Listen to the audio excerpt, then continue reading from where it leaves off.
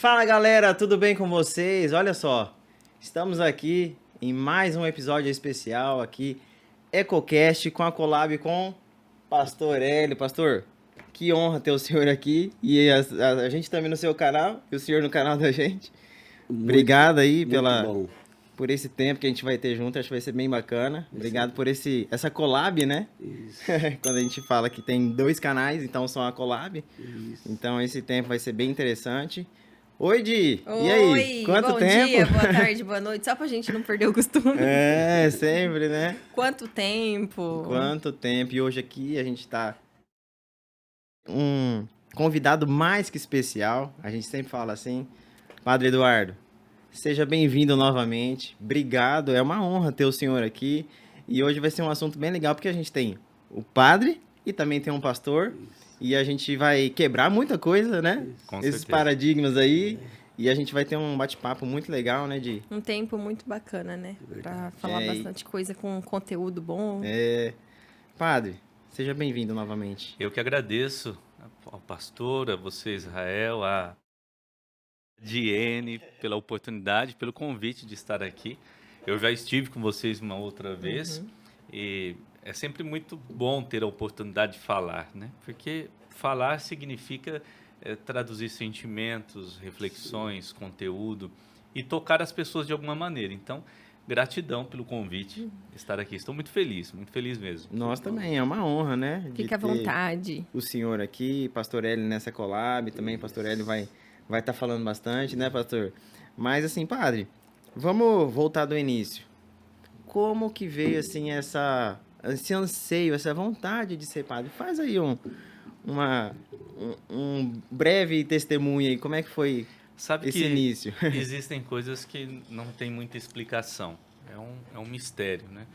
Porque, porque alguém é chamado a ser padre ou ser pastor e outras pessoas não. Então, qual é o significado do mistério? O significado do mistério é que num determinado momento Deus lhe toca de uma maneira diferente, você se sente chamado e aí você tem motivos para esse chamado, né? Então, quando fui para o seminário, era muito jovem, 17 anos, eu fico imaginando, né? Um jovem de 17 anos só sabe dizer que ama e não sabe dizer as razões do seu amor. É verdade. Então, quando a gente vai para o seminário, você tem uma expectativa e você tem ali uma motivação. Só que durante a vida as motivações mudam. Sim. É assim para o casamento também, é assim para o pastor, Várias áreas, né? é assim para a minha vida como padre. Então, os motivos que me fazem ser padre hoje, me mantendo padre hoje, não são os mesmos motivos que me levaram para o seminário. Porque os motivos mudam, porque a vida muda, porque o lugar que os nossos pés pisam mudam. Então, ir para o seminário, ficar todos esses anos estudando, depois ser ordenado padre, eu já tenho 15 anos de padre, é você ter razões em todos os momentos para continuar sendo aquilo que você foi um dia. Não é que você se renove, mas as razões e os motivos, eles precisam mudar, senão as pessoas se cansam. O casamento é assim. Às vezes os casais não conseguem permanecerem juntos porque eles acreditam que o amor é o mesmo amor do dia que eles se conheceram, do dia que começaram a namorar, depois começaram, se tornaram noivos. Eu digo sempre aos casais, né? O namoro e o noivado é uma visita de quem quer se tornar permanente. Alguém que está visitando o outro, está conhecendo, e um dia se torna permanente, descobre a eternidade e aí descobre o amor. Então, os motivos da vida, para tudo que nós fazemos, eles precisam mudarem, amadurecerem. E assim a gente permanece, não precisa mudar de pessoas. Já que o senhor falou sobre motivo e motivação, o que motivou o senhor a ser padre? Na verdade, muito jovem, muito criança, já dizia aos meus pais que queria ser padre, né? Os meus pais ficavam sempre assim muito observando, porque medo, né? Medo de você não ir para a faculdade, mas você ir para o seminário, que também você passa pela faculdade, mas você ir para o seminário e depois desistir, né? Aí perder o tempo, aquela ideia de pais. Mas a motivação a ser padre mesmo foi pela fé, obviamente, tocado por Deus, mas também por um anseio de fazer algo diferente, sabe? Eu sempre digo aos jovens, eu trabalho com jovens do Brasil todo, né? Universidades. Eu digo sempre, nós precisamos escrever um capítulo da nossa vida, um capítulo da nossa história. Quem passa a vida sem escrever um capítulo da história, da sua própria vida, deixar um capítulo, passou uma vida sem sentido. E uma vida sem sentido é uma vida triste. Então, fui ser padre para encontrar a felicidade, Olha porque só. era aquilo que eu queria. Que bom. Então, a felicidade, ela é consequência das escolhas que faço. Né? E é um chamado, né? É um chamado. Como o senhor disse, né? Eu me sinto chamado por Deus, chamado. obviamente. E não só para estar na paróquia. O senhor foi chamado para estar fora de uma paróquia, de uma igreja, e alcançar pessoas que às vezes não são alcançadas, às vezes até pelo governo, muitas vezes, né? E nós viemos aqui falar hoje sobre isso também, né? Sim. Sobre o seu trabalho, né? Como um padre missionário, né? Sim. Acredito que lá ele tem uma realidade muito diferente do resto do Brasil, né? Parece até um outro país. Um outro país. Um país diferente, né? É. E aí, quando o senhor fala assim, a gente precisa fazer algo, né? Eu quis me tornar padre para poder fazer algo. Fazer algo na vida das pessoas que possam mudar, né? De alguma Acredito forma. que fazer a diferença, né? Ser relevante na vida das pessoas Com mesmo, certeza. né? É a relevância, né? Isso. É uma igreja relevante para uma sociedade relevante. Sim. E nós vivemos isso assim com muita clareza, sabe? Eu fico pensando, né? Quando nós olhamos um país como o nosso, que passou por uma ditadura militar de 20 anos, desde o golpe de 64 e até o começo da volta da democracia em 85, se tinha muita utopia. Se tinha muita utopia e poucas drogas, né? Os jovens, eles tinham mais sentido para a vida, eles buscavam mais sentido, tinham algo por que lutar. Hoje nós vemos os jovens dizerem, protestarem, mas não sabem o porquê estão protestando e também não sabem o que querem, não têm o que propor. Então eu vejo que ser missionário, para mim, eu estou hoje dentro de universidades por conta da missão Univida, em vários lugares do país. Estive na ONU, fui convidado pela ONU para uma reunião privada. Tudo isso é para dar voz àqueles que não têm, os povos indígenas. Então, um país como o nosso, que não conhece a sua história, e essa é a bandeira que levanto, não conhece a sua história, não sabe história, não estudam sobre a sua própria história, tem medo da história. Então, é um país preconceituoso. Um país como o nosso, que é um história país... que alguém contou só. É um país que nasceu da mestiçagem, é um país racista. Sim. De 1550 a 1850, 13 milhões de africanos escravizados foram tirados de um continente e levados para o outro. Sim. Os portugueses chegaram aqui, haviam quase 15 milhões de indígenas. Só nos primeiros séculos, os 2 primeiros séculos de colonização, quase mais da metade desses indígenas foram mortos. Então, ser missionário, estar no meio dessas pessoas, como você diz, impactar a vida das pessoas, é você dar voz àquele que não tem. Ninguém gosta de ser multidão e ninguém gosta de estar no anonimato. Sim. Então, você estar lá é você dar voz. De repente, você está no metrô de São Paulo, eu estou no metrô de São Paulo, naquele empurra-empurra, alguém grita, Padre Eduardo. Alguém me tirou do anonimato, me deu um nome e me fez ser pessoa, né? Em latim, persona, permanecendo feito. Este é o grande sentido da vida. Tirar as pessoas do anonimato, tirar as pessoas da escuridão e dar a elas um nome, dar sentido à sua vida. Isso é belíssimo. E quando começou esse projeto missionário do senhor? Em 2012, né? Nós vamos completar agora 14 anos. Então, iniciou com um grupo muito pequeno. Eu havia participado do Fórum Social Mundial, em Belém do Pará, foi o último Fórum Social mundial, e conheci muitos indígenas. Eu ainda era muito jovem, era seminarista, ainda não era nem padre naquela ocasião. Aliás, era diácono, fui ordenado depois. E aí estive numa reserva indígena chamada Reserva do Meruri, em Barra do Garça, que tem uma missão salesiana, são indígenas bororos, e lá naquele lugar um padre foi assassinado, um alemão, um padre chamado Padre Rodolfo. Ele foi assassinado justamente por defender os indígenas nas demarcações de terra, enfim. E aquilo me mexeu muito comigo, porque eu já gostava da questão da missionariedade, eu gostava da missão.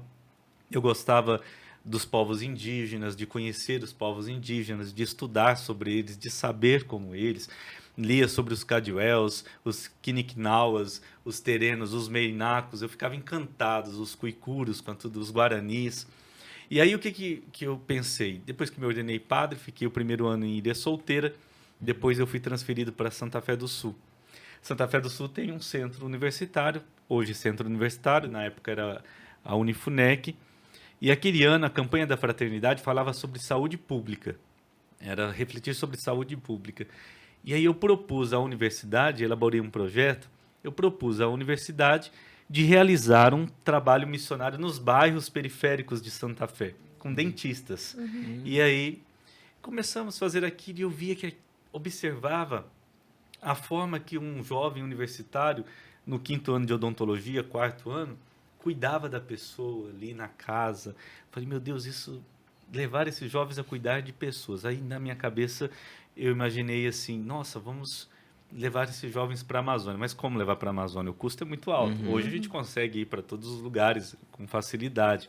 Mas na época não existia um projeto ainda. E aí naquele instante, então, eu pensei, vou realizar uma missão em Barra do Garça.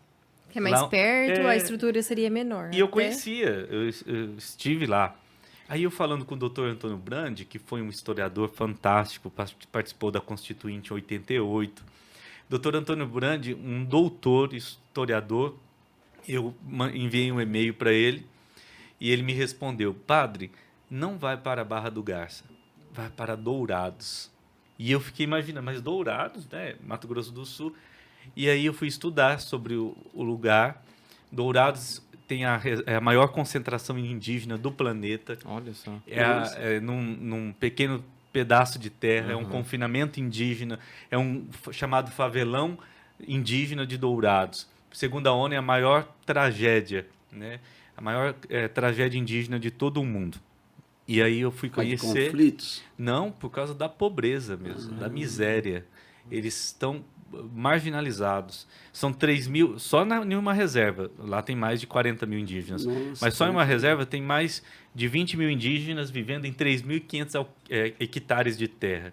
Ou seja, pouca terra para muitos indígenas. Muitas pessoas, né? Então, eles foram confinados. Essa foi uma ideia de Getúlio Vargas. Confinaram eles naquele espaço. E aí acontece todo tipo de miséria. Desde narcotráfico, tem a questão do narcotráfico, tem a fome, a falta de água, a falta de saúde, no mínimo, né? A mãe não tem um dipirona para dar para o filho para cortar uma febre. Então as crianças morrem de fome, morrem de frio. E aí eu fui conhecer, fiz o projeto, apresentei à faculdade de levar um grupo de alunos. Então, uma professora, dentista, para supervisionar o atendimento, e 17 alunos do curso de odontologia. Fui a primeira vez. Né? Dourados. Foi no município de Dourados, no distrito de Panambi, uma aldeia de Caiuás chamada Panambizinho. Um grupo pequeno de indígenas. Ficamos 12 dias lá. Olha só. Só uma 12 coisa, dias. o padre, a Barra do Garça é em Mato Grosso. Isso, Dourados é Mato Grosso do Sul. Ah, sim. Tá. E não é o mesmo, não é indígena que tem lá, né, Barra do Garça. São indígenas. São indígenas também? Indígenas bororos. Ah, E Dourados. aí esse historiador, ele falou pro senhor para ir para Dourados por causa que é a maior... Por conta Pela da escassez por conta mesmo, da né? miséria mesmo. Pobreza Né? e A pobreza. tal. E ali é entendi. quase que divisa com o Paraguai ali, não é? 70 quilômetros. 70 quilômetros. 70 É a quilômetros. entrada da droga pro Brasil. Pois é. Então você tem o município de Dourados, a cidade de Dourados, dividida por uma BR. E aí você tem o grande favelão indígena, a grande Entendi, reserva. entendi. Aí fomos com 18 alunos. Aquilo eu fiquei encantado de ver como que funcionou. E aí falou, não, vou realizar outra. Realizei outra. A primeira chamou Missão Mosa. A segunda, Missão ECO. E depois era um multidisciplinar. Eu ia perguntar por causa do porquê dos nomes. A primeira moça, porque Santa Polônia, para nós católicos, é padroeira dos dentistas. Então, missão odontológica Santa Polônia. Aí eu coloquei, obviamente que eu não falava muito porquê, né? Até porque a missão ela é ecumênica, né? Hoje ela tem esse caráter bem ecumênico mesmo. Então, a segunda missão a missão ECO, que significa amor, e a terceira missão, Guarani Kaiowá, que são as etnias, Guarani tá. e Kaiowá. Aí depois eu fiquei Ecó pensando... significa amor? Amor. Em Em Guarani. Em Em Guarani, Guarani, que legal. E aí depois, então, eu fiquei pensando assim...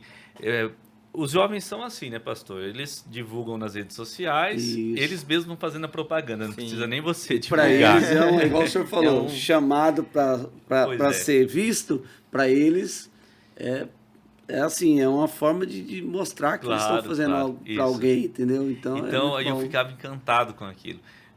A primeira e a segunda missão eu levei só dentistas, alunos de odontologia. A terceira já entrou engenheiros, já entrou médicos, a Unesp. Crescendo. E aí, conforme ia se divulgando, até a terceira missão, que foi até o segundo ano, eu estava com 3 universidades. Hoje nós temos mais de 40 universidades. Nossa, aí tem No Brasil enfermagem, todo. tem Agora, outros cursos. não, por exemplo, eu vou levar agora em julho 350 voluntários para a missão de Dourados. Selecionamos 350. Nós tivemos mais de 3.000 inscritos do Brasil Nossa, todo. olha, hoje você tem que fazer uma Eu sempre- seleção mesmo. eu sempre quis ir. Nós lançamos editais, não sei se vocês acompanham, a gente lança edital, o edital fica em vigor por um tempo, selecionamos os Agora tem alunos. que selecionar. Antes, né? E é só universitário? Não pode ir profissional já? Oi? Profissional. Pode ir profissional ou só universitário? Não, tanto universitários como profissionais. Ah lá, ó. Em julho, por exemplo, nós vamos levar muitos médicos e dentistas. Na Amazônia, tivemos lá com 100 voluntários. 27 desses voluntários eram médicos Olha formados. só. Né? Atendemos a Amazônia agora no mês de janeiro. Né? Viajamos mais de 30 horas de barco, avião, para chegar até a região Mas da o foco da missão do senhor é índios. São indígenas, ribeirinhos, Os ribeirinhos também. indígenas, ribeirinhos e também atendemos quilombolas. Que a às gente vezes. ajuda uma missão dos ribeirinhos. As crianças a gente ajuda. Certo. É muito pobre ali. O que é os quilomboias? Os quilombolas são os descendentes dos escravizados, descendentes do escravizados, né? Não existe escravo porque ninguém nasce escravo, a pessoa é escravizada. Então são descendentes dos escravizados, criaram os quilombos na libertação dos escravos e aí então formaram esses quilombos. E na são da Amazônia região tem da alguns Amazônia quilombos. também. Não só, Não só. Tem em temos Minas quilombos. também. No Brasil todo nós temos quilombos. Nas capitais. Tem lugar que é vários. bem rejeitado, né, padre? Com certeza. Bem rejeitado. Eu digo sempre que a pior doença é o preconceito. É o preconceito. Nós, como país, nós temos feridas abertas, feridas muito antigas e que não se curam, né? Quando eu estive no encontro da ONU, numa reunião privada, eu recebi uma carta, um envelope escrito confidencial. E era um convite para o encontro com a subsecretária-geral da ONU, a Alice, que é queniana, e que coordena o escritório em Nova York de crimes, escritório da ONU de crimes de genocídio, crimes atrozes, crimes de guerra e crimes contra a humanidade. E eu fui convidado justamente por conta da minha participação na questão indígena e por tudo aquilo que havia acontecido aos Yanomamis, a questão do Mato Grosso do Sul, que morrem-se muitos indígenas de fome, mas muitos indígenas assassinados e na Amazônia. Então, lá no encontro, nós éramos 70 pessoas, durou 2 dias a reunião. Quando eu terminei de falar, eu falei por 20 minutos, um discurso, nós tínhamos um tempo para falar, ela me perguntou assim, padre, me perguntou em inglês, como o senhor se sente, nós tínhamos um ponto no ouvido, como o senhor se sente falando tudo isso? Eu disse para ela, eu me sinto muito triste, porque este é meu país. E aí ela me disse assim, eu vou lhe contar uma história. Eu era a única mulher nas negociações de paz na África do Sul, quando a África do Sul aconteciam crimes terríveis, genocídio, como o genocídio de Ruanda, e, enfim, a ONU foi questionada, por exemplo, pelo genocídio de Ruanda, o genocídio da Bósnia, antiga Iugoslávia. Então, foi questionado, por que vocês não fizeram nada? Mataram aquelas pessoas e a ONU não fez nada. Então, criou esse escritório. E ela disse que ela era a única mulher nas negociações de paz, que duraram 18 meses. E aí, um dia, um bispo católico foi em TV aberta, em um microfone, várias câmeras, e disse assim, África do Sul, eu estou falando com você. Nós temos uma ferida muito antiga, uma ferida que não se cura, porque sobre essa ferida há um band-aid, e há pus e há sujeira na ferida. E ele disse assim, vamos tirar esse band-aid. Primeiro nós vamos tirar o band-aid, e isso será muito doloroso. Depois nós vamos lavar e limpar a ferida, e isso também será muito doloroso.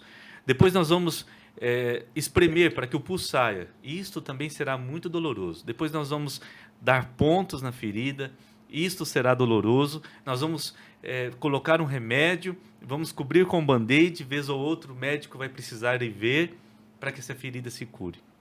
Vamos curar essa ferida. E aí eu fiquei pensando, eu coloquei até isso no meu livro, né? Eu fiquei pensando que nós todos temos feridas muito antigas.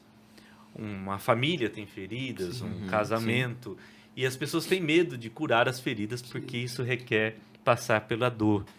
Então, como país, nós temos feridas antigas, que foi a escravização dos negros, dos indígenas. Eles perderam suas terras, eles foram explorados de todas as maneiras, sexualmente, eles foram explorados também na questão de tudo que possuíam da sua própria cultura. Quando você destruir a cultura, né? Excluiu a cultura deles. você rouba a cultura de alguém, você perde a identidade. Na verdade, assim... Tira a identidade. Colocaram como se a cultura deles não fosse importante. A nossa é mais importante, é melhor. Isso. Então, vamos colocar a nossa cultura, vamos impor a cultura, a nossa Essa cultura forma sobre de eles. colonização, né? Né? E tem isso no brasileiro. Claro. Sempre tentar convencer o outro ao pensamento dele. Essa, Impor o pensamento dele no lugar. É uma ferida, igual o senhor falou. Isso, essa não respeitar ideia, o quadrado certeza. do outro. Com certeza, essa ideia colonialista que chegou aqui, ela ainda existe. Existe até hoje. Existe, as pessoas se sobressaem umas às outras, culturalmente, questão de classe, de cor de pele, tudo Eu isso... sou melhor porque eu tenho uma profissão. É, isso A mesmo. minha profissão é melhor mesmo. que a tua. E quando nós chegamos a esse nível, é o sinal que as feridas estão aí, abertas ainda, e não se curam. Então, é necessário fazer uma revisão da nossa história, repensar a nossa história, entender o porquê as pessoas são tão infelizes no mundo como o nosso, onde se exige tanta felicidade, e é uma terra tão infelicitária como a nossa, de tanto sofrimento, o porquê que as pessoas não conseguem encontrar a felicidade, né? Tem uma pergunta. Você quer? Não, pode falar, pode falar. A propaganda que a mídia faz sobre sobre a mentalidade sobre indígenas é a realidade que o senhor vê lá? Eu O que acho nós assim, conhecemos pela tela é a realidade que o senhor encontra lá ou não? nós fazemos duas coisas com os povos indígenas. Ou nós os demonizamos, ou nós os romantizamos. Ou seja, ou o indígena é aquele mal visto, que não gosta de trabalhar, que não quer sair daquela situação, ou nós romantizamos o indígena, aquela oca, aquela rede. Aquele coitadinho. pesca. Como coitado Não, mesmo. coloca aquela imagem bonita Entendi. do indígena vivendo lá. Como que as pessoas... O que a gente ensina para as crianças na escola? A gente ensina para as crianças na escola que os indígenas vivem assim. Isso. Mas não ensina que os indígenas estão em diversos lugares. Nós temos hoje indígenas... Eu tenho um amigo indígena que ele é promotor de justiça. Olha aí. Jovem, passou agora Olha no só. concurso, menos de 30 anos. Ele é promotor de justiça, tem amigos advogados, nós temos indígenas aqui que nós trouxemos, que fazem medicina, odontologia, estão estudando e que nós, como Univida, acompanhamos. Né? Eu tenho eles como filhos. Estão aqui em Jales nós Inclusive, sempre que eu vou lá na escola, tem as índios, crianças os indígenas tão pequenos, bonitinhos, né? ficam lá. Então, estão aqui. Ou seja, a televisão ela passa uma imagem do indígena, hoje menos, mas passa uma imagem do indígena, o indígena que está lá no meio do mato e que não quer sair daquela vida. Todo mundo tem o direito de escolher estar onde quiser. Sim. Você tem o direito de ser quem você é e você não pode ser enquadrado a nada. O indígena tem o direito de sair da aldeia, de ter um celular, de estudar, e ele tem o direito... De ter um carro. Claro, Claro. por que não? Assim Uma como voadeira, todos, ele pode ter tudo sem deixar de ser indígena. O senhor acredita que nem o senhor falou da parte da educação, né? que já mostra essa parte, né, ruim, vamos dizer assim, dos indígenas, né? Seja uma falha mesmo? Claro que é uma falha.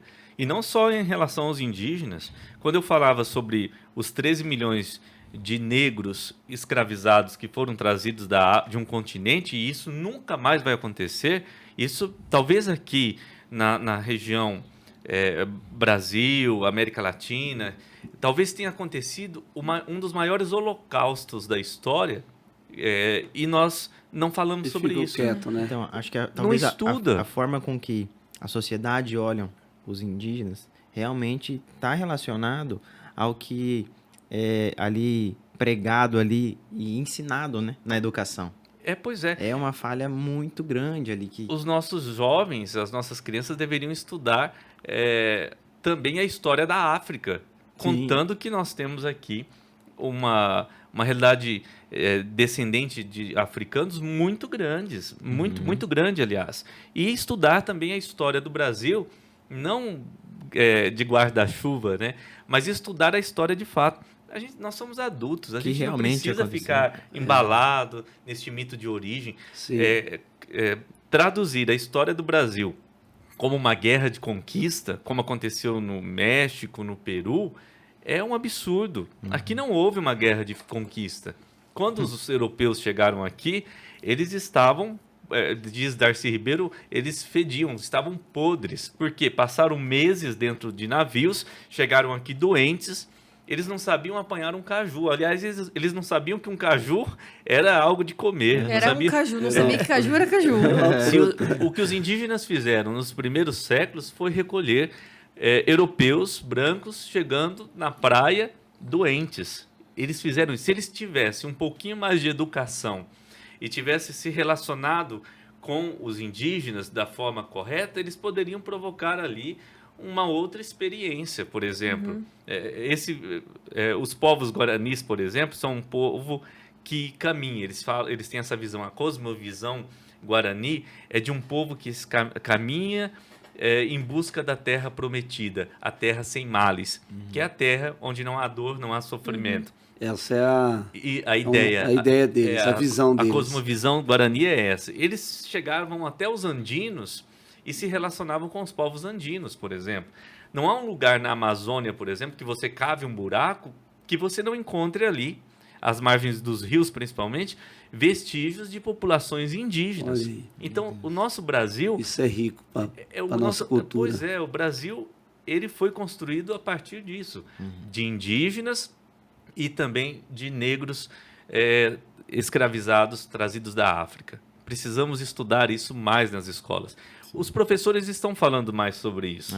Acho que a visão tem sido aberta da educação. Sim. Eu acho que tem falado mais sobre essas questões, tem mudado um pouquinho também a linguagem, porque a linguagem também ela evolui e, consequentemente, nós precisamos mudar também a nossa linguagem. Sim, acredito que até esse trabalho que vocês desenvolvem, o senhor desenvolve, né, com os alunos, ele também ajuda muito a ter essa visão mais aberta, né? Até porque as pessoas que vão lá ali como voluntários, elas voltam impactadas, eu acredito, né? É uma mudança extraordinária. Muda o jeito de pensar. Essa foi uma visão que Deus te deu, porque se o senhor leva alguém que muito longe dessa realidade, quando se depara com aquilo, o senhor ganha mais um missionário. Pois é. Que vai ajudar de uma forma ou de outra, às vezes até O com tanto que aumentou contribuição. foram em 17 pessoas. Hoje Até teve hoje, mais de 3 mil né, inscrições. tem que fazer edital, porque a gente tem que selecionar, né? Já passaram pela missão, nós temos esse registro, mais de 6 mil voluntários. Olha aí. Em Poxa, 14 que anos. bacana. É muita gente,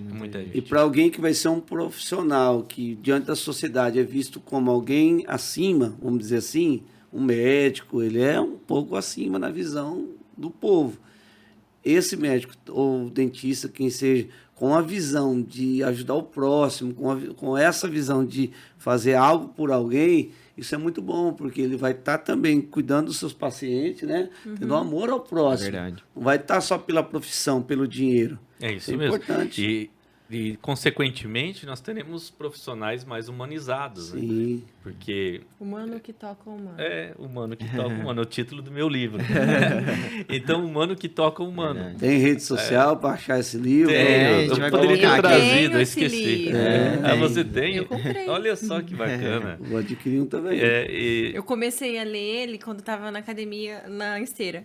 Aí eu Eu gosto deixei também, ele de né, lado e falei assim, meu Deus, dá pra ler isso aqui na esteira? Não, esse livro é muito bom pra ficar lendo, mexendo, assim, eu tenho que parar e prestar E atenção. concentrar mesmo. né? Obrigado, obrigado. Então, humano que toca o humano. Uma pessoa que se humaniza, ela vai fazer muito bem aos outros.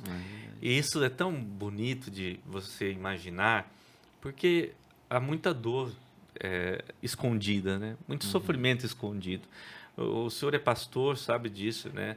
A gente está lá pregando na igreja e às vezes você não sabe as dores que estão escondidas Sim. ali. Então, de alguma maneira, a nossa humanidade precisa dar a possibilidade ao outro para que ele fale, para que ele verbalize as suas dores e os seus sofrimentos. É muito triste você ver alguém que sofre e não tem com quem contar. Porque o difícil do sofrimento não é o sofrimento, porque todo mundo sofre mesmo. O difícil do sofrimento é a solidão do sofrimento. Quando alguém sofre e não tem com quem contar. É que as pessoas, elas se perdem muito nas suas questões pessoais. Né? O que ela quer, o que ela tá vivendo, é muito mais importante do que o que o outro tá vivendo. Eu vi um vídeo na internet esses dias, antes de ontem, uma moça falando assim, ela tá dentro do carro e ela gravou assim um vídeo, ela falou assim, eu tô tão cansada das pessoas, eu tô tão cansada de ter esse relacionamento, eu tô desistindo. Tipo, e ela falava de um jeito que ela tava totalmente exausta, exaurida, assim, ó. Porque falta mesmo a questão da humanidade, de E forma já geral. foi E eu fui ver ferida, os né? comentários do vídeo. E os comentários parece que dói mais ainda, porque aí as pessoas, elas Vão elas desabafando, sentem né? Vai isso. desabafando. Elas sentem que ali é um lugar para ela falar que ela também tá Não sentindo precisa, aquilo. não tem como ouvir. Então aí tá todo mundo, assim, meio que buscando um pouco dessa humanidade aí, né? Eu acho que Gente assim, que... Pode falar. até assim, a correria do dia a dia, a mídia, a forma com que as informações chegam até nós, isso faz com que as pessoas e nós, de uma forma geral, fiquem mais exaustos, né? E focados nos nossos interesses, E nós mesmos. e não olhando pro O humano. outro. Né? E A as empatia, Aí não né? falta Empatia. tempo para Essa- você isso. perceber a necessidade do outro, Sim. de olhar de forma Isso. humana, humanitária pro E outro. tem, às vezes, tem pessoas que ela só quer que você ouça ela. Né? Um dia uma pessoa falou e tinha um irmão, que é um obreiro do lado, falou. Eu falei, eu ouvi, amém, vamos orar. Aí terminou, falou, não, mas ele falou todo esse tempo, você não falou nada. Eu falei, só queria falar. Você não pode ir lá contrariar o que ela fala, só queria falar. Então, muitas vezes nós cuidamos de pessoas, é assim, né? Tem que saber o terreno que a gente pisa. Que às vezes a pessoa ela precisa ser ouvida. Né? Igual o senhor falou, a solidão, né? Ela acaba com tudo, casamento, tudo, até na parte eclesiástica também, na parte ministerial, né? Uma dúvida que surge na minha cabeça, a gente estava falando aqui. Como é que o senhor se prepara? Como é que o senhor, como é que eu posso dizer? Como é que o senhor se prepara psicologicamente para o senhor lidar com tudo isso, o senhor está liderando essa visão, esse trabalho, entendeu? E não é fácil o senhor ter essa responsabilidade, né? E ter que, assim, fazer com que as coisas andem. E aí o senhor? Na verdade, Entendeu? quem cuida precisa se cuidar também, né? Os cuidadores precisam de cuidado, todos nós. Mas eu aprendi também que o tempo, né? O tempo é essa espera, né? Tem um poeta argentino chamado Martins Fiore, ele diz uma coisa muito interessante, diz assim, o tempo é a tardância daquilo que se espera. O tempo é a tardância. Então, às vezes você não precisa transmitir o sofrimento que você sente ao ver aquela dor.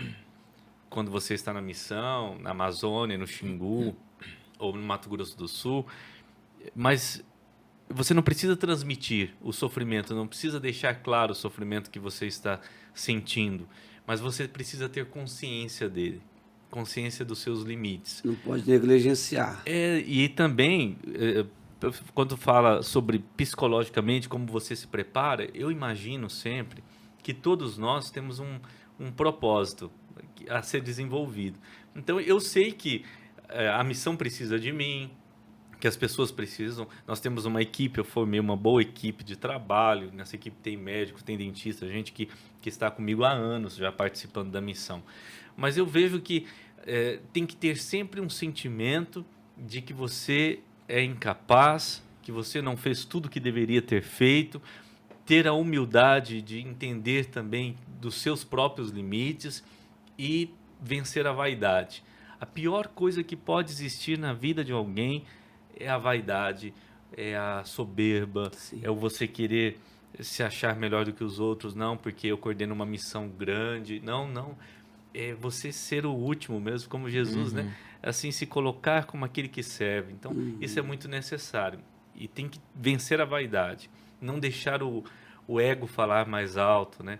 É muito fácil deixar o ego falar, porque o senhor tá numa posição que ela é importante. Sim, né? e tem que São tomar as- cuidado. E as onde? pessoas, elas não fazem, muitas vezes não faz porque quer, mas acaba colocando o senhor num pedestal. E aí, se não prestar atenção nessa Tem que questão que o tomar senhor tá muito falando, muito cuidado. vai ficar no ego, Sim, né? porque- No pedestal. O ego vai te colocar lá. Eu sou convidado para universidades todos os meses para dar palestra. Já fui em congressos de médicos, congressos de dentistas, enfim, toda hora tem um convite. E como eu vou para a Amazônia agora, eu não estou aceitando, só vou a São João em uma semana de comunicação, São João da Boa Vista. Mas eu tenho que tomar um certo cuidado com isso. Eu sempre me preocupei muito com elogios, sabe? Sim. Os elogios excessivos, as pessoas que ficam... Tem que tomar muito cuidado. Obviamente que todos nós somos felizes porque algo que você começou está dando certo. Mas tem que colocar os pés no chão, saber da sua identidade e dar sentido à sua vida. Eu acho que o sentido maior é quando você é capaz de dar sentido à vida. É o caminho. De onde que o senhor é? Assim, natural de onde? Palmeira do Oeste. Palmeira do é Oeste. aqui. Pertinho. Pertinho. O senhor tem a sua mãe viva? Minha mãe, meu pai. Ah, é? Isso. E como é que eles ficam? A minha mãe, ela já participa da missão, ela que coordena a cozinha da missão. Olha só Legal. que bacana. Com mais 15, 20 mulheres, bom. todas assim Nossa. da mesma idade dela, senhoras voluntárias. Então elas que cozinham para nós. Aliás, cozinham muito bem. Então ela está comigo na missão. Ela vai já há 7 anos, ela Uma forma de 6 não anos. deixar o filhão. 6 anos ela me acompanha nas missões, né? Em Dourados, na Amazônia não foi. Ela vai agora na missão de janeiro. Ela e meu pai. Meu pai quer ir para a Amazônia para pescar. Então, agora no final do ano eles vão para lá passar. Eu vou estar morando lá, né? Vou ter minha residência em Parintins. Eles vão ficar comigo lá e já vão participar da missão de janeiro na Amazônia. E eles olham assim Me acompanham. pra trás Fica assim. com o olhinho... Não, eu ia falar assim, porque assim, no início da sua jornada, né, do chamado, vamos dizer assim, eles às vezes tiveram ficaram medo, né? Igual o preocupados, senhor né? E falou. hoje, assim, Sempre. eles chegam a comentar. É sempre aquela insegurança, né? Mas me apoiam em tudo que eu faço. São grandes apoiadores dos projetos, daquilo que acredito. E estão comigo, né? Que Essa bacana. dificuldade, né? Vocês têm filhos, não têm? Sim. Então, é muito bonito isso. Eu fiquei pensando mesmo, né? Tipo assim, fica com o olhinho brilhando, assim, de ver o Pois filho é. lá, Agora fazendo você algo... imagina só, você um dia olhar seu filho, vocês têm um menino ou uma menina? Os dois. casalzinho. A gente tem É um casal. Casalzinho. Isso. Você olhar a sua menina quando ela estiver formada, Meu vamos Deus. supor. E você vai olhar para ela e vai dizer assim: olha, minha filha, a menina que você era e olha a mulher que se tornou. Então, essa é a beleza da vida, né? Você poder olhar os filhos, É uma olhar as vitória pessoas pro pai e pra mãe e isso aí. dizer: olha o menino que era e olha o homem que se tornou. Essa é a grande beleza. Você ser visto como plantação, né? Você passa por uma rodovia, aí a terra tá mexida lá, né? Terra tombada, né? Como o caipira diz. De repente eles plantam, você passa de novo, está crescendo o milho. De repente, daqui 1 mês, 2 meses, você passa novamente, você está com o seu carro, você avista de longe a plantação. Então, nós somos plantação que um dia pode ser avistada de longe. Olha só. Você pode ver de longe, né? E esse é o grande sentimento que nós todos devemos ter um para com o outro. De você perceber que a pessoa ainda não é, mas ela tem potencial para ser, né? Ninguém nasce pronto. Nós vamos nos tornando à medida que vamos crescendo. É a mesma coisa da missão. Quando vocês me falam que isso muda a vida da pessoa, muda de fato, porque a escola e a universidade, elas podem ensinar tudo. Medicina, odontologia, história, direito, matemática, português, mas não ensina solidariedade. Solidariedade é um sentimento que nasce de dentro para fora. É uma experiência. Não é ensinada, é a vida que ensina. É em vida. E a prática de repente, mesmo, né? Um exemplo simples. Eu estou com o meu carro e eu paro no sinal, o sinal está vermelho, vem um menininho com um pacotinho de bala e me oferece uma bala. Naquele instante eu não compro a bala, me recuso. Eu torno a olhar o menino e sou tocado por um sentimento que eu não conhecia. Sou tocado pela solidariedade. Eu compro a bala, 2 corpos separados pelo calor humano. Olhando o menino, eu passo a ser um menino. Eu me torno aquele menino. Então, a solidariedade é o simples da vida. É o gesto. Você vê um dentista, um aluno que está no 5º ano de odontologia, sentado num toco de uma árvore, com um indígena, com a cabeça no seu colo, e ele atendendo o indígena ali. Olha aí. Isso é algo que... É 2 corpos que se unem, né? Num mesmo propósito. 2 culturas diferentes, 2 Tudo. mentalidades diferentes. É isso mesmo. E um cuidando... Um cuidando da saúde vocal e o outro cuidando da saúde emocional, porque isso é muito bom. É aquela ideia de você entender que quem toca também é tocado. Isso. Quem ama também é amado, né? Sim. Então, é uma via de mão dupla, né? Você toca o outro, mas você também é tocado. E A o vida, sentimento, ela é assim. Ela precisa ser assim. o amor Sabia precisa ser, ele vai, mas ele precisa voltar. Padre, e como é que é o caminho para quem quer ir na missão? Fala pra gente. Primeiro, assim, nós temos as universidades, mais de 40 universidades. Quando nós abrimos as vagas, ano passado nós levamos 400 para Dourados e 100 para a Amazônia agora em janeiro. As faculdades já recebem a quantidade de vagas. Cada faculdade parceira da Univida, nós chamamos assim. Por exemplo, a USP, a Unesp, eles entram... A gente já é parceiro, temos todo o contato com a direção. Nós damos vagas para as faculdades. Você vai receber 5 vagas, você vai receber 3, você vai receber 10. Cada faculdade vai selecionar os seus alunos. Então, eles fazem o seu edital interno, o seu processo seletivo e selecionam os alunos. Então, essas faculdades parceiras já enviam a nominata, né? Nós chamamos assim a lista dos seus selecionados, esses alunos. E nós deixamos para a Univida mais ou menos uns 150, 120 para nós selecionarmos. Quem não está dentro de uma faculdade parceira, entra pelo edital, tem o link, ele se inscreve e aí depois nós vamos selecionar. Quem é de uma faculdade parceira, mesmo que ele se inscreva, ele não será selecionado, porque só a faculdade pode fazer essa seleção. Os nossos editais são lançados sempre pelas redes sociais e no site da Univida. Encerramos agora o edital da missão de Dourados de julho e vamos lançar no início de maio o edital para a missão da Amazônia. Então os editais... Que é São 2 que vezes mês? no ano? Vai ser em janeiro. em janeiro. É uma vez ao ano, é isso? 2 vezes, 2 né? vezes. E quanto tempo dura? A Amazônia, 15 dias, 15 aproximadamente. Dourados, 1 semana, 7 dias. Né? E aí lançamos o edital, selecionamos, e aí começa todo o trabalho, a FUNAI, nós exigimos vários documentos, termos que são assinados pelo voluntário. Né? Sim. Porque às vezes a pessoa tem assim, eu vou para a Amazônia, não imagina o que é a Amazônia, que ele vai dormir em rede, que ele vai ser picado por inseto o tempo todo, que ele vai tomar banho de rio. Não é Que ele pode uma pegar uma virose. colônia de férias, É uma né? colônia de férias. Então, ele passa pela essa preparação, né? E esse voluntário, ele não vai só com o trabalho dele, também os recursos também para poder de viagem, como é que é? Recursos Ele próprios se dele. banca, né? Cada um paga as suas despesas. Isso, muito Ele importante. ele paga uma taxa, um investimento que é para alimentação, uniforme, todas essas coisas. Comparado às outras missões, nós não cobramos nada, só para custear as despesas Sim, mesmo. sim. E Não é para ter lucro. Não, ele vai pagar a sua passagem.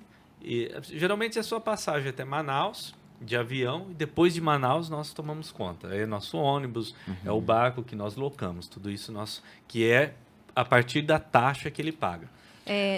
Na missão de Manaus, o custo básico, assim, pra gente ter noção, o senhor sabe falar? As passagens hoje estão muito caras, né? Vocês sabem que passagem de avião... É Eu caro. tô demais. Eu viajo bastante de avião, tá um absurdo, muito caro.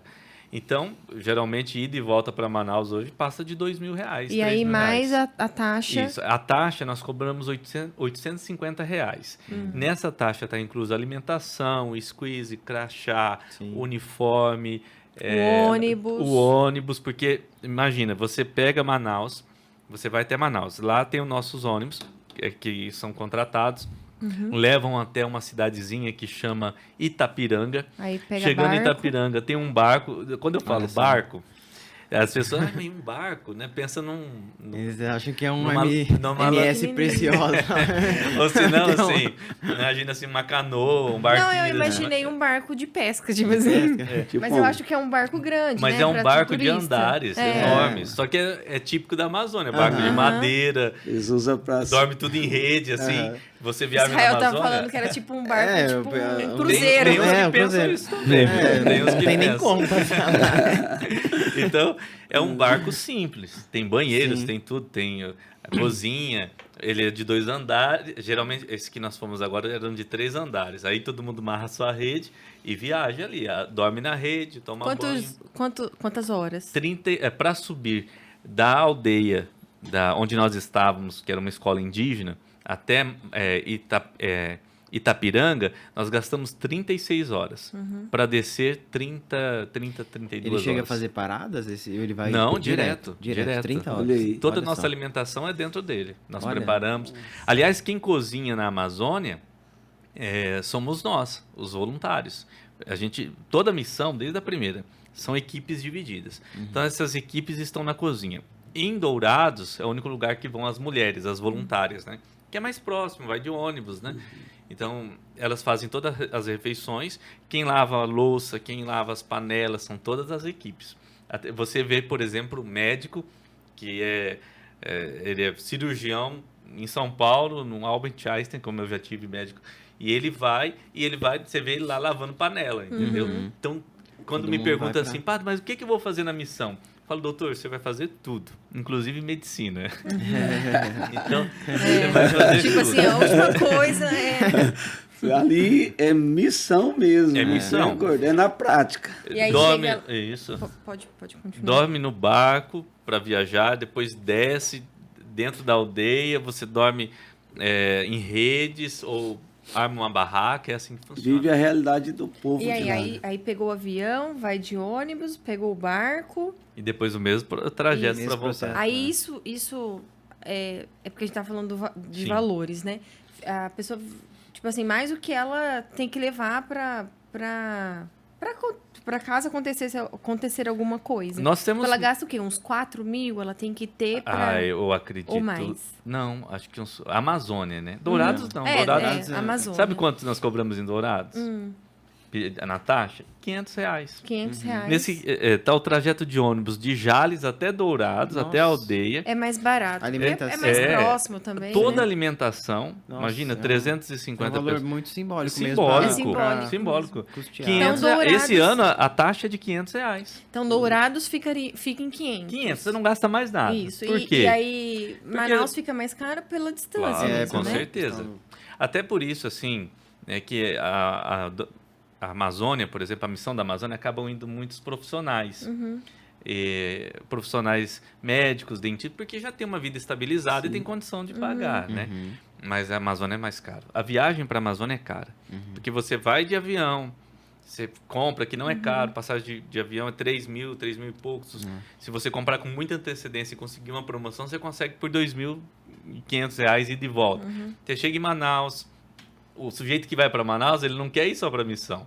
Ele vai para Manaus, aí ele vai ficar no hotel, ele vai uns dias antes. A maioria faz isso. É. Aí ele vai para o Rio, ele vai conhecer... Manaus é linda, né? Tem história, tem museus, restaurantes. Vai aproveitar a missão para conhecer o local. Conhece, né? mas isso não durante a missão. Sim, Ele, antes, né? por exemplo, a missão começa dia 5, a nossa responsabilidade como voluntário é dia 5. Antes disso, se ele quiser ir antes, ele que sabe, né? E aí, Dourados dura quanto tempo? Uma 7 semana. Uma 7 semana, dias, é né? verdade. O senhor já Saímos falou. daqui às 22 horas de ônibus, e numa sexta-feira, e retornamos na outra sexta-feira. Basicamente, é a mesma missão que faz lá em... É a mesma missão. A única questão que muda é o local, né? Porque... Padre, eu acho porque- interessante falar aqui também, porque já fui diversas vezes lá na escola e eu vejo sempre água, vejo roupa. Então, assim, eu acho que é legal a gente conscientizar também as pessoas que estão assistindo que elas podem ajudar também de outra Sim. forma, né? Mesmo que elas não Mesmo que forem. elas não forem, fala pra gente quais são as formas que nós aqui que estamos aqui apoiando de outra forma, né? Pode Certo. ajudar também. A missão de Dourados, nós levamos doações. Então, todos os anos, nós levamos uma bitrem com 50 toneladas de doações. Então, isso é roupas, água, levamos água o ano passado, nós levamos alimentos não perecíveis, então são toneladas. Quem faz essa campanha? Os próprios voluntários nas suas cidades, e trazem, né? Porque nós temos voluntários de Minas, de Goiás, de vários lugares, Rio de Janeiro, Bahia. Então, aqueles que são mais próximos fazem essas campanhas, trazem as doações, nós colocamos na bitrem, carregamos e mandamos junto com a missão. E durante a missão nós fazemos a distribuição disso. O propósito não é isso, mas desde a primeira missão começou, o voluntário leva uma sacolinha de roupas e doa, um alimento e doa. Então nós vimos que era necessário isso. Então as pessoas mesmo podem ajudar. Sim. Todo mundo tem roupas em casa que não usa Sim, mais. sim. Todos nós somos assim, né? Então, se você vai fazer um olhar no guarda-roupa, vai perceber que está sobrando. E se está sobrando é porque falta para alguém. Então, você faz a sua doação de roupas que estejam em bom estado, pode levar na escola vocacional, ou nos escritórios das paróquias da diocese, ou levar nas faculdades, nas universidades que são parceiras, e fazer a sua doação de alimentos não perecíveis e de roupas também. Lá faz muito frio, então nós levamos cobertores, a gente leva sempre muitos agasalhos, porque o frio é muito intenso. Nós já pegamos lá temperaturas abaixo de 0, por exemplo, Nossa. durante uma missão. Olha só, A Amazônia é muito calor, Dourados muito muito frio. frio, E lá o pessoal, os índios lá, eles entendem ou vocês têm que ter alguém da aldeia lá que pode comunicar com vocês Fazer e eles tradução? fazer a tradução? Tem as duas realidades. Eles são falantes da língua, mas falam português. Os indígenas de Dourados. Principalmente os guaranis e os kaiowás falam bastante a língua deles, mas eles falam português também. Agora, os indígenas da Amazônia, os saterés maués, por exemplo, que nós temos atendido há muito tempo, a maior parte deles não falam português. Se você vai ao Xingu, a maior parte não fala português. Então, eles aprendem português na escola. Tanto que os meninos que estão aqui comigo, estudando, eles têm dificuldade com a língua portuguesa, porque eles aprenderam o português na escola, quando cursaram o fundamental e o ensino médio. Então, eles têm dificuldade. Alguns lugares precisa de tradutor, outros não. Depende a relação que eles já tiveram com não indígenas. Entendi. Padre, eu tive uma curiosidade. Você quer falar? Eu ia perguntar só se tem gente que, né, indígena aqui em Jales, né? Nós temos. Que faz as faculdades e tal. É de Dourados e de... Do Xingu. Ah, tá. Nós temos de Dourados, fazendo odontologia, e temos do Xingu também fazendo odontologia. Temos o Alahu e temos o Jacamalu, que significa... Jacamalu significa cuicuro, que é a etnia cuicuro. Então, nós temos um dos cuicuros, um dos meinacos e um dos terenas aqui em Jales estudando. Esse cuicuro, o Jaca, ele veio com a família. Então, ele tem 4 filhos, o Israel conhece. 4 menininhos, uma escadinha, né? E está com a família, a esposa aqui com as crianças. E o Alahu não, é solteiro, veio sozinho. O Racis, que é terena de Dourados, está sozinhos. E os da medicina que estão em Fernandópolis, tanto o Ninja, como é que chama?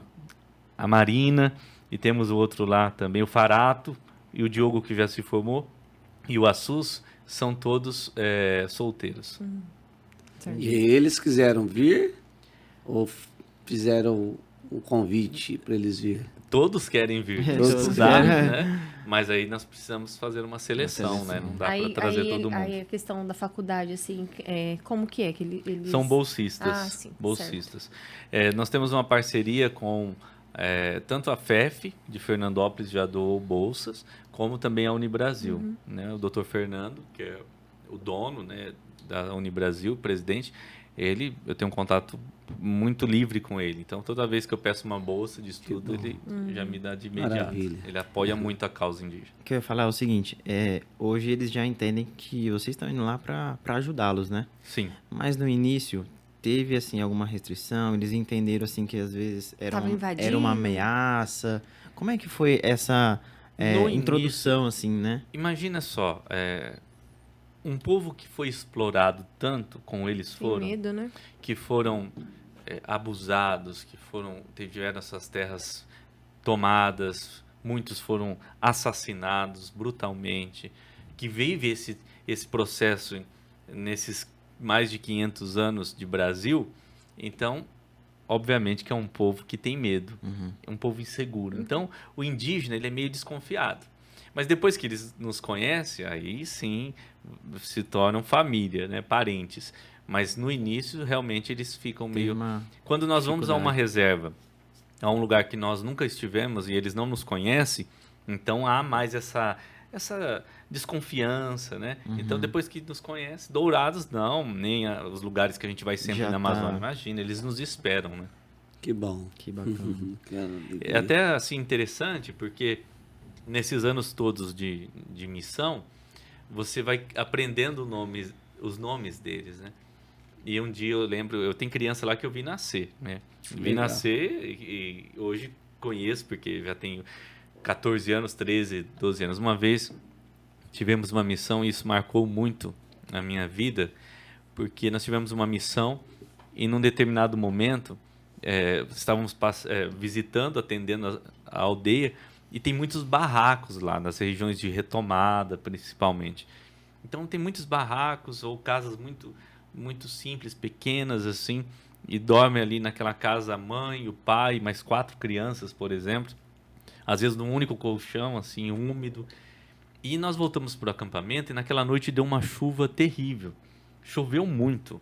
Molharam as nossas barracas, nós ainda não tínhamos o alojamento que nós temos hoje, que é cedido pela Diocese de Dourados, então tivemos que mudar os colchões, as barracas de lugar, muita chuva.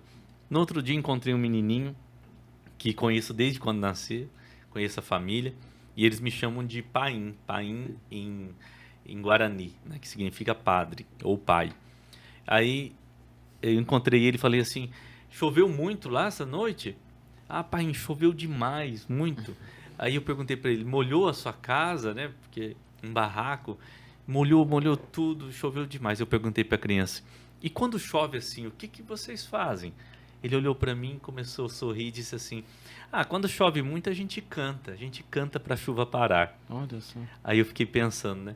Existe legado mais bonito nesta vida que uma criança que em meio à tempestade ou sofrimento Então, me ensina que ela canta para que o sofrimento vá embora.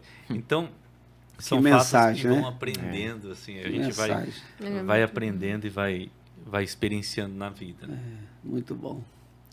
É isso aí, então vamos pro nosso momento. Ecoar. Eu tava com saudade, né? Padre, então, pense então, a gente já fez isso com o senhor, mas eu acho que é interessante. Pense que esse microfone e essa câmera aqui está sendo transmitido para o mundo todo, que está no YouTube. E o senhor tem um momento para deixar uma mensagem, algo que realmente possa ecoar e transformar mais do que vocês já fazem, esse trabalho muito bonito. Qual mensagem o senhor deixaria aí para ecoar no coração das pessoas? Eu deixaria a mensagem de que nós não podemos desistir nunca. Né? Desistir é a opção mais fácil que nós temos na vida. Então, nós podemos desistir de muitas coisas, mas essa é a opção mais fácil. Persevere nas suas escolhas, saiba o que escolher e aprenda sempre que o amor é contínuo e transformador. Ele muda sempre. Se a gente entende que as pessoas mudam, nós não precisamos mudar de pessoas e nem de lugar. Já viu criança quando está na rua? É muito pequena, caminhando, a criança anda e a mãe anda muito rápido e a criança vai atrás da mãe, tentando acompanhar. Diga a vocês que quem ama dá um passo de cada vez, caminha devagar, segura no colo, tem paciência. Quem ama passa a noite no hospital com o doente, não reclama, não tem nojo, tem os poros abertos, deixa o outro adormecer no braço, e mesmo que o braço esteja dormente, não tira o braço para não acordar aquele que adormeceu. Segura na mão, fica do lado, tem paciência. Então que você faça da sua vida um grande celeiro da paciência, porque se é algo que nos leva à vitória, e é isso que Deus quer de nós, não é só resiliência, mas é paciência, não para aceitar, mas para entender o sofrimento que está aí na nossa vida. Então, Deus abençoe e obrigado. Seja feliz. Muito bom. Pastor, mais alguma? Muito bom, padre. Tá aqui com vocês. Foi um prazer muito grande, porque nós não estamos somente cumprindo também um propósito de levar às pessoas uma mensagem, um aprendizado, mas a gente está aqui para aprender, né? Eu tenho algo no meu coração já há muito tempo de me tornar um ser humano cada vez melhor. Isso. E conhecer pessoas como o senhor, como eu já conheci esse casal abençoado, é aprender a ser melhor cada dia mais como um ser humano, né? E como o senhor falou, nós falamos aqui nesse podcast, hoje as pessoas estão muito segregadas em vários pensamentos, em várias coisas. Quando a gente se une em um só pensamento, que a intenção aqui é ajudar o próximo, é amar o nosso irmão. Isso aí é uma mensagem muito grande para o nosso coração, principalmente para mim, que nós precisamos fazer isso cada dia mais, né? Às vezes sair um pouquinho fora de casa, a gente vai conhecer alguém que a gente não conheceu, né? Eu falo às vezes da redoma que a gente vive muitas vezes, né? Eu estou na igreja, eu sou pastor, e eu não conhecia tão direto e tão próximo a história de um padre assim, como hoje eu estou conhecendo o senhor. Para mim é um prazer estar aqui. Também. Prazer estar aqui, prazer estar com Prazer vocês. é nosso, pastor. Padre, mais uma vez, Eu agradeço, viu? eu agradeço aí a disposição, esse tempo. Foi muito bom a gente aprender ainda mais com o senhor, pastor Muito bom Hélio. sempre, né? Lembrando que o senhor sempre tem aqui as portas abertas. Obrigado, Voltar obrigado. quando quiser. Com certeza. Com certeza, é um prazer. Sempre Pastor muito bem Hélio, obrigado acolhido. também pela oportunidade esse tempo junto, essa collab E é isso aí. Até a próxima então, pessoal. Obrigado mais uma vez. Deus E não se abençoe. esqueça, vamos ecoar. Tchau, tchau. Tchau.